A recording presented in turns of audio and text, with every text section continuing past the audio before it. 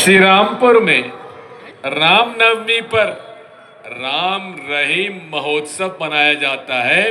ये श्री रामपुर की शक्ति का एक प्रमाण है। सांप्रदायिक सद्भाव यहाँ के चरित्र में है।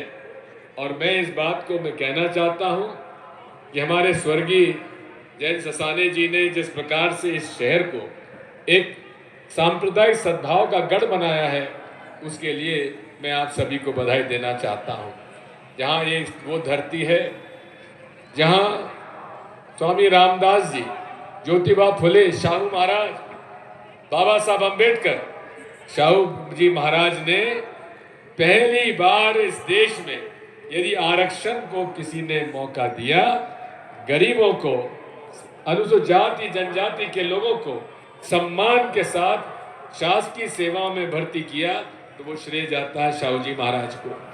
ऐसे हम इसी प्रकार से बाबा साहब अम्बेडकर ने इस महाराष्ट्र की धरती में पैदा हुए।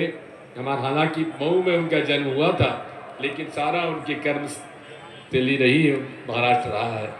मैं आज इस अवसर पर यह आपसे इतना ही अनुरोध करने वाला चाहता हूँ कि हमारे इस देश में शरद पवार साहब एक ऐसी शख्सियत है जिन्होंने हमेशा मुझे बड़ा सम्मान दिया है।